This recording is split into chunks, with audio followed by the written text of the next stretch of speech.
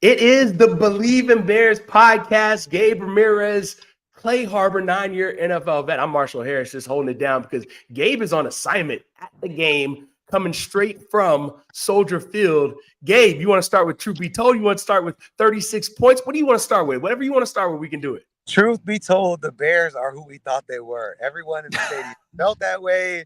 Everyone was happy. People are going to go to sleep beautifully on a Sunday night here in the city of Chicago. The reason why is because they anticipated the Bears' victory, and the Bears did exactly what you thought. Now, I'll be honest. In the stadium, after the first drive, people were feeling a certain type of way. I got to be honest. Bears couldn't put anything. The play calling was terrible. But then Bears defense comes up. Bears offense comes through, and you see Caleb Williams continue to show growth, continue to show poise, and continue to prove that he is going to be eventually, not right now in the present, but eventually one of the top quarterbacks in the NFL.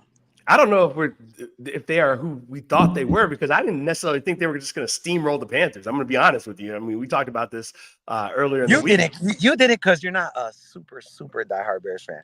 Us Bears fans that really look at our team, we're like, you better go in there and mollywop this Carolina Panthers squad. Now, did we believe that they would do that? No. Okay, then. But did they? Because that's what we thought in our heads. Absolutely. Clay, go ahead. Truth be told.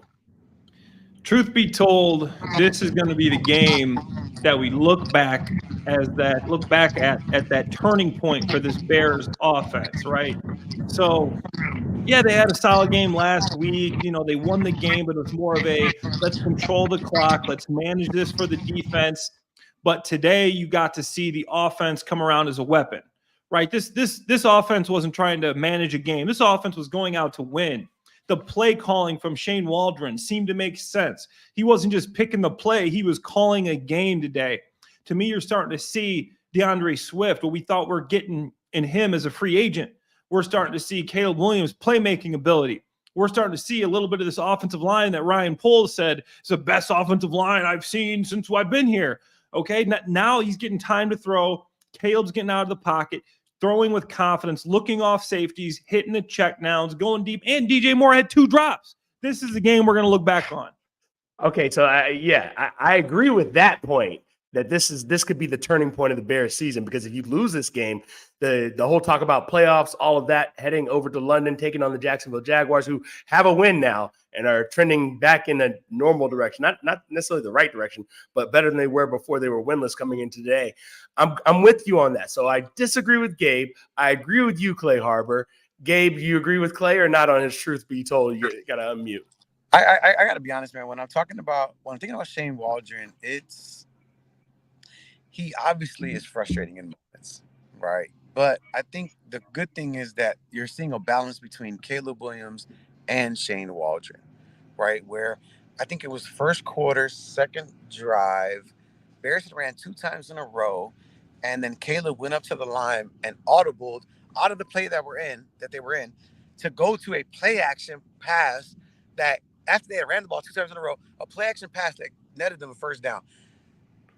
That means to me, your quarterback and your offensive play caller, Shane Waldron, are in sync. They've lined up 2 plays that can be executable, and it is up to Caleb Williams, which you saw him do at a high level, change the play when needed and then execute at a high level just to get the first down, not to get 30 yards, not to get a touchdown, just to continue to move the chains to get positive yards. And that, to me, right, when you're looking at Shane Waldron and how he's affected this Chicago Bears team, that is the difference that I've seen in this game as opposed to others.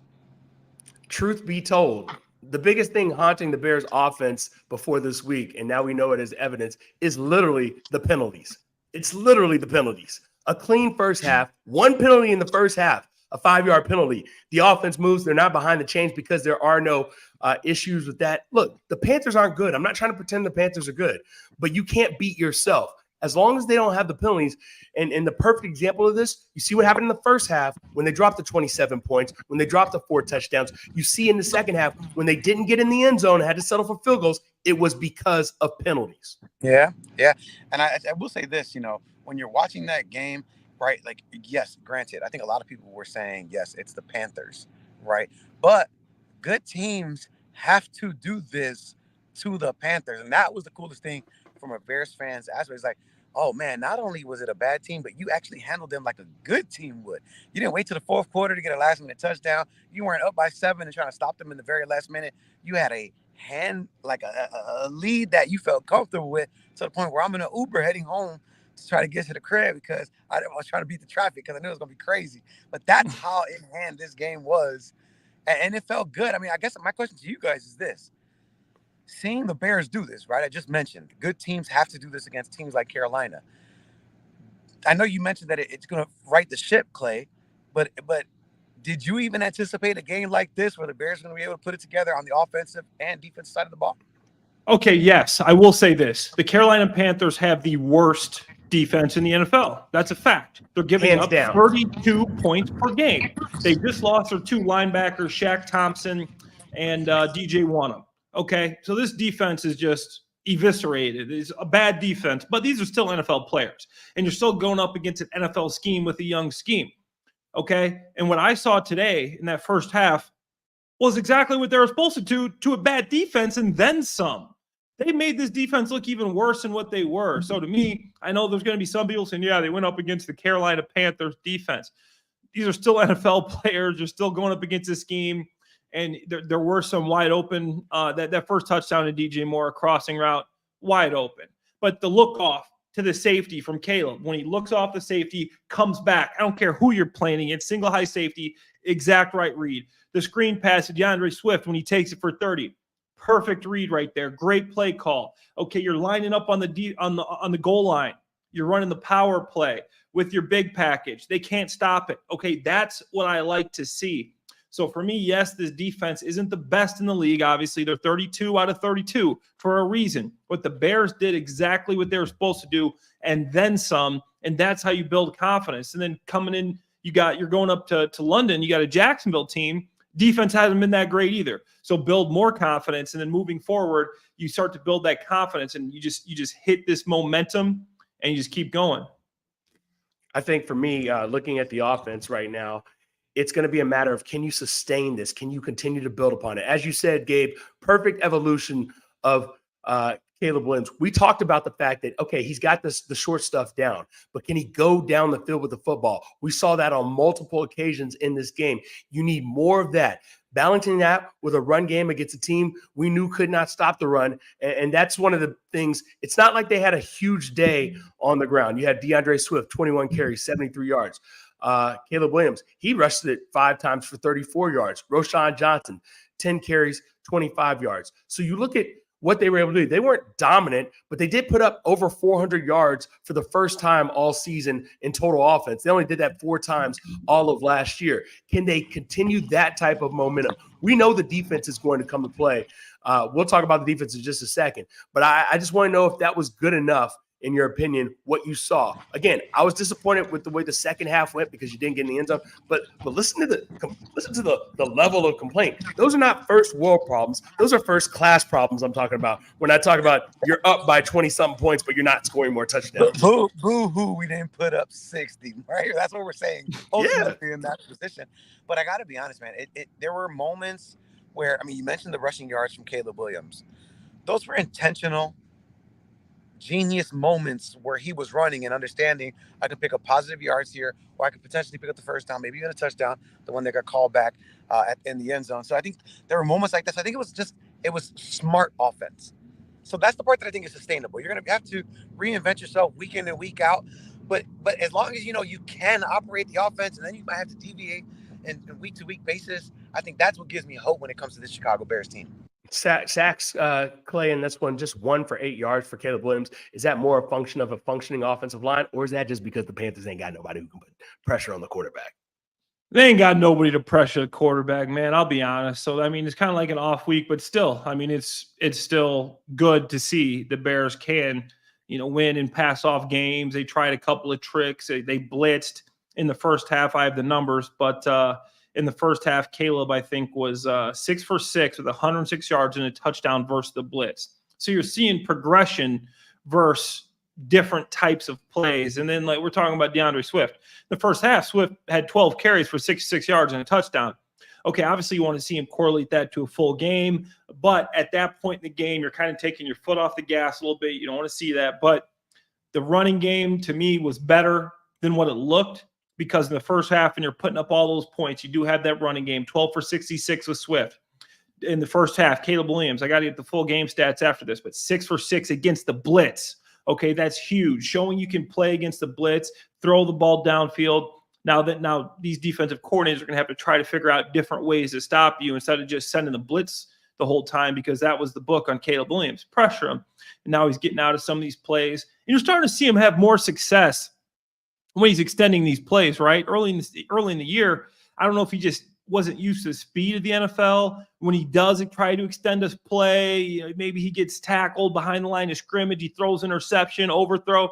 Now you start to see he's starting to figure out the speed. He's starting to figure it out. So when he does extend a play, keeping his eyes downfield, now he's starting to make some of these completions and making things happen off of them. I got to be honest, when you're talking about Caleb Williams, you saw it several times today. And Clay, it's piggybacking off of your point. Releasing the ball quicker. When the blitz comes in, he's like, you know what? I've learned I can get it to DeAndre Swift. I can get it to Cole Kmet, and I might not get a touchdown, but I'm going to get 4 yards. I'm going to get 6 yards. And in the event, like you saw, you mentioned DeAndre Swift's little dump off that Caleb Williams did on that pass catch for like 40-some yards. That was supposed to be that was on a blitz. Hey, I'm just going to get rid of this. And DeAndre Swift, you get it to your skill position players, and they're going to be able to turn it into something. So I think he has that confidence. Or maybe in college, he might have felt, particularly his last year, that he has to do everything, put up the most points, put the team on his back, where he understands in the NFL, you're playing with the best of the best. Your running back is not some fifth-year redshirt junior, right? Like, this is DeAndre Swift. This guy's a Pro Bowl running back in the NFL. You're playing with DJ Moore, Keenan Allen. These guys are future Hall of Famers, and if you just get them the ball, they can do something for you, and I think that was the most impressive thing. But you cannot, even though the defense of the Carolina Panthers isn't the best in the league, you still got to tip your cap, because like Clay said, they're still NFL players, so you got to tip your cap to the offensive line for doing their job today and allowing Caleb Williams to have time in their pocket to execute well. Carolina clearly frustrated. We saw at the end of the game the little mini melee, a couple of players getting ejected, including Matt Pryor for punching Horn in the back of the head, which is just you can't throw. Clay, help me understand this one thing. If you can explain this to me and to all the people out there, why in the world does a football player make a fist and hit someone in the helmet, knowing, or maybe they just forget that they have a helmet on, and they're going to break their hand more likely than actually hurt the player they're punching? Man, I still don't know that one. Have you ever thrown a punch in a game? No, in practice you do, but that's kind of like you're with your buddies and when you're watching the tape, you're like, yeah, if we had our helmets off, then you would hit them with that 2-piece. So it's kind of like letting them know that if we really were throwing these hands, that you weren't landing some shots. But honestly, it doesn't make no sense. You're in a game, you're going to get ejected, you're going to hurt your hand. I mean, honestly, I don't know why. And you guys realize when this happens, it's not like it's a well thought out plan. These guys are just, reacting. And obviously it's more of a instinctive thing. You throw a punch when you're mad, and it's not like they're thinking, hey, I'm going to really break this dude's helmet with my fist. So not smart. Just go for the gut punch is all I'm saying. That's exactly what the defense did after giving up that big drive to start off the game. I was thinking, here we go again. Chuba Hubbard, the 38-yard touchdown run, which you, Clay, and I could have run through that hole that was created for him. I don't know if I would have scored because I'm really, really slow, but that was impressive, and I was really concerned about that. Clay, overall, how do you feel like the defense fared in this game against an offense that was anemic coming in? We knew it wasn't supposed to be a good offense, but Andy Dalton has been putting up points the last couple of games since he took over for Bryce Young. I was a little worried about this defense going against this offense. I'll be honest. Like you said, Andy Dalton has scored 60 points the last 2 games. 60. Chuba Hubbard has went back-to-back 100-yard games. The Bears' weakness was their running defense. And early in the game, I said, hey, this running defense is a problem. If they can't stop the run, you're not going to win. They obviously improved on that. I got a couple big plays, got a couple turnovers, but overall, I loved what I saw from the defense. I thought Gervin Dexter showed up big again. I like what I saw when Jack Sanborn was in the game. Guy continues to make plays. TJ Edwards, Brisker forcing that fumble, a couple of big hits. This guy's just turning into one of those prototypical Bears safeties.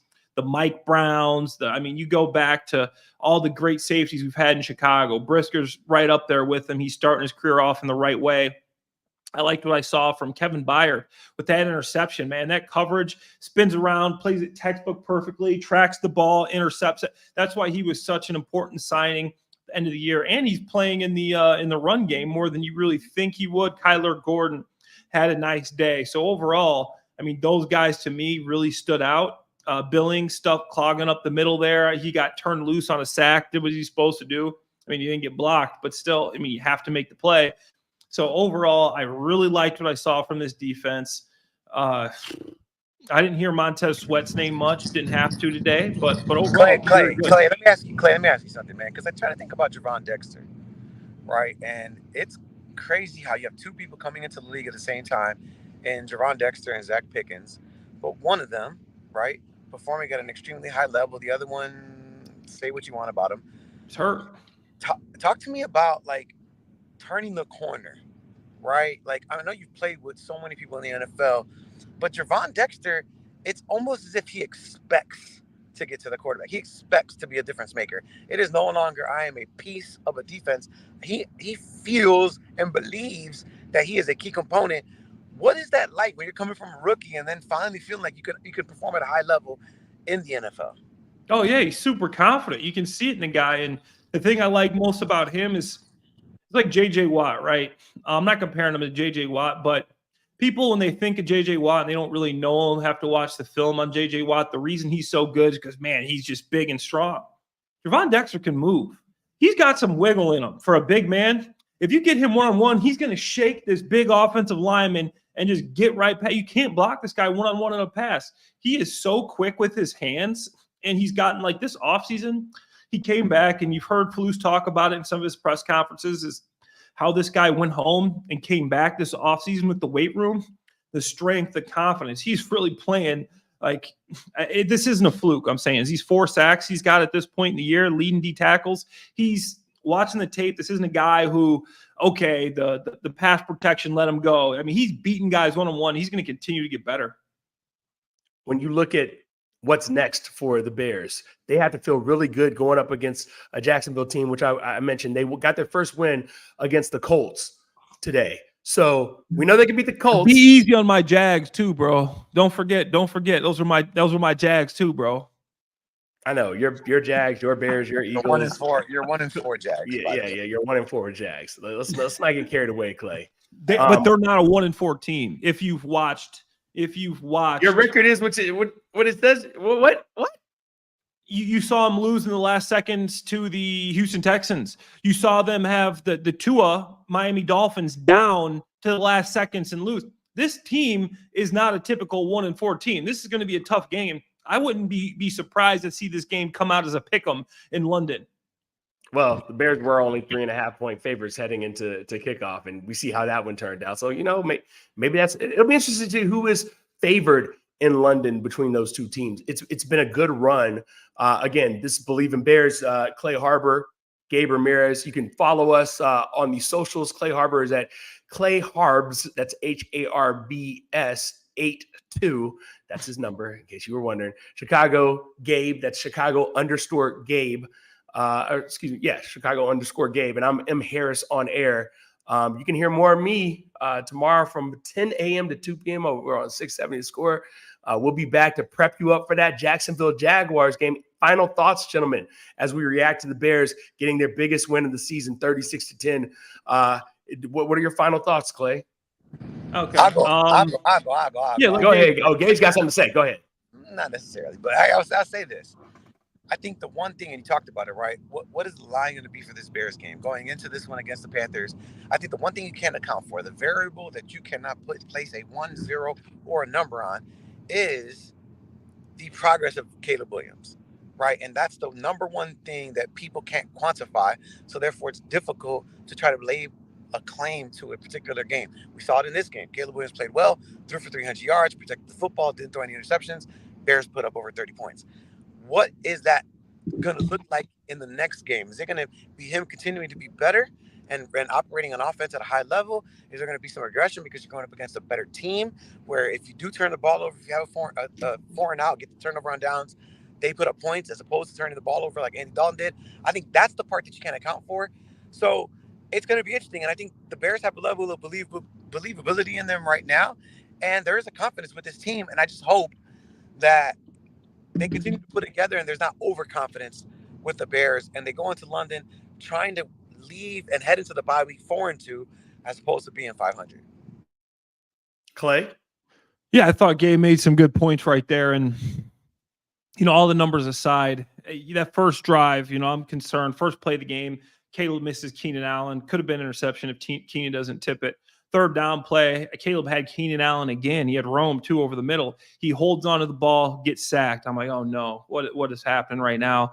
And I run up the gut to get this thing in second down. Comes back, shows resilience, goes downfield, scores. So to me, you're starting to see the maturity of this guy. Didn't start well, came back, had a great game with the Bears. So I think you're starting to see a guy that's going to be able to overcome a lot of things. Like I've stated in the past, this offense isn't easy. He's learning a whole new system. He's going to keep getting better. This isn't a college-type system. This is an NFL system.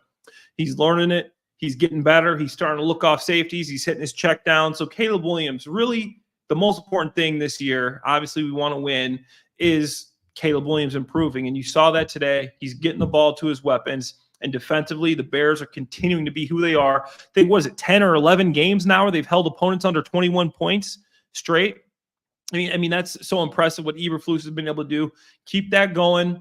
Caleb keeps improving. Hey, let the chips fall where they may. The Bears stay close, stay in this thing by the end of the year. Going to have a lot of division games. I'm just saying we'll see what happens. This could not have laid out any better for the Bears. I said it when the schedule was released. I re-emphasized that when you have your 6 division games among the last 8 games of the season, you're feeling good about the ability to build up, much like a college team does in non-conference games, if you will, lesser opponents, if you will. And now you get into the thick of things. If they can be 4-2 heading into the bye, this Bears team, you will have to account for them. You will have to have them on your little in the hunt graphics, whatever you want to say. It doesn't matter that Minnesota's undefeated right now. What matters is the Bears still have 2 games left with the Vikings, and they're still within 2 games of the top of the division. That's going to wrap things up. Remember, Believe in Bears, you need to subscribe. You need to follow wherever you get your podcast, whether that's Apple, Spotify, wherever. You can catch us on YouTube as well, as this will go up. But yeah, check out Clay, Gabe, and myself. We'll be back around Friday with a new Believe in Bears podcast to get you ready for that Jags game across the pond. It's going to be an early wake-up call for everybody involved. Clay, Gabe, thanks for joining me, man. I will see y'all in a little bit, all right? All right, fellas.